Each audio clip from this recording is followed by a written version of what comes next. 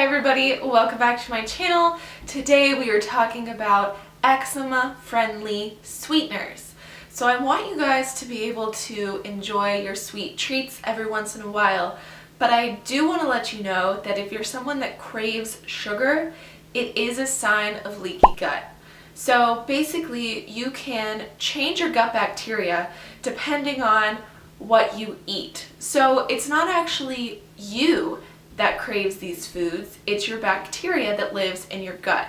So there's a lot of research that's been released in the last year that teaches us that the gut bacteria has such strong influences on our personalities. It can affect our mental state and it can affect how and what we eat. So if you keep feeding your body sugar, you're going to grow more bacteria that craves sugar. One of those bacteria is yeast. So if you're the type of person that craves sugar, you might want to look into a yeast detox supplement, or you can drink the tea Pau d'Arco, and that will help reduce the yeast bacteria in your gut. Also, you should probably be taking a probiotic along with that so you can replace the bad bacteria with good bacteria.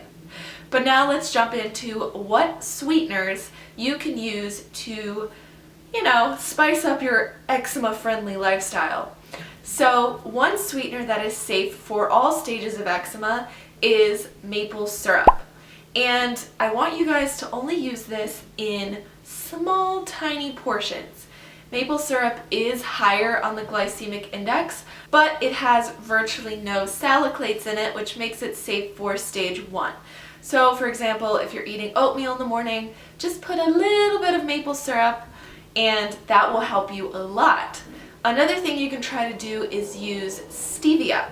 So you want to make sure that the stevia is in fact stevia, because a lot of times it can be mixed with something called erythritol, which actually is a man-made sweetener. So you guys may have watched my video talking about artificial sweeteners. In that video, I talk about stevia and its relation to all the others.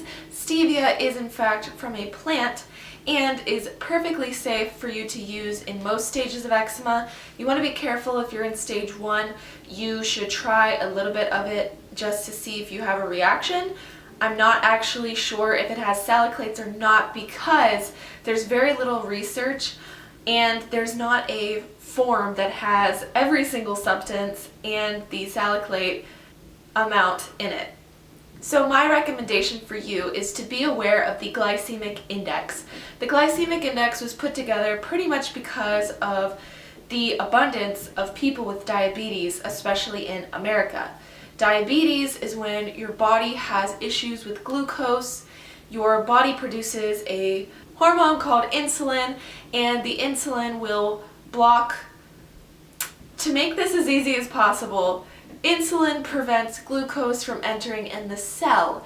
Well, our cells need glucose to function, so we actually do need carbohydrates to exist and function.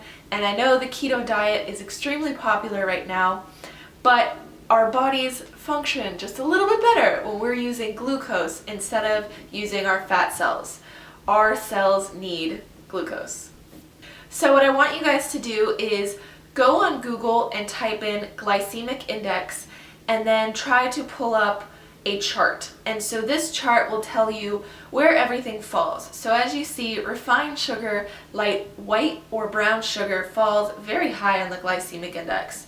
So if you're in stage 3, you have very mild eczema, you can use things like agave and honey.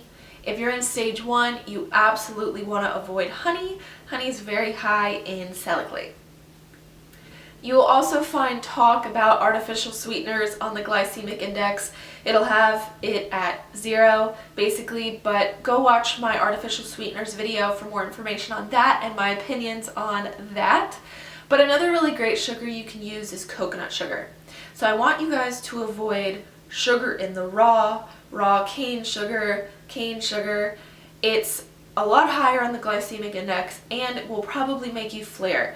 So if you're baking, try to opt for a coconut sugar and a little bit of stevia to get you the sweetness that you want in your baking. So if you guys didn't know, I actually have recipes up on my website. I have 2 cookie recipes. One's a regular chocolate chip, another is a pumpkin spice chocolate chip cookie, and then I think I have a brownie recipe up on there. So you guys might want to check that out. I actually have some older videos where I make some of these recipes, so you may be interested in that because I'm using sugars that will not affect you. For a little while this year, I thought sucanat, and so sucanat it's basically just raw cane sugar. Don't be fooled. I was fooled. It is technically the healthiest because it's the least refined cane sugar, but it's still cane sugar, and I want you guys to avoid that. It's just not the best. It rots your teeth and it makes your eczema flare. So coconut sugar, agave, stevia, honey, monk fruit, date syrup, date sugar, dates, bananas.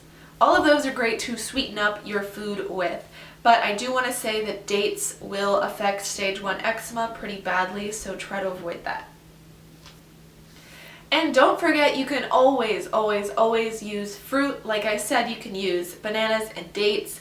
You can also use applesauce or even sweet potatoes to make brownies.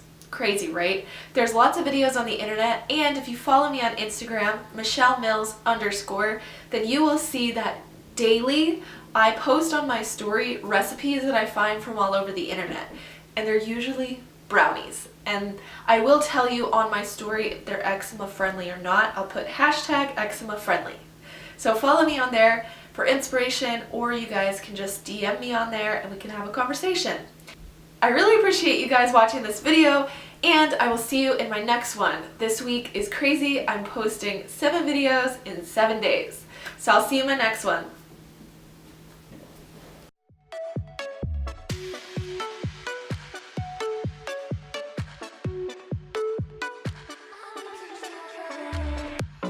Crashing waves, but I wanna see them at first light.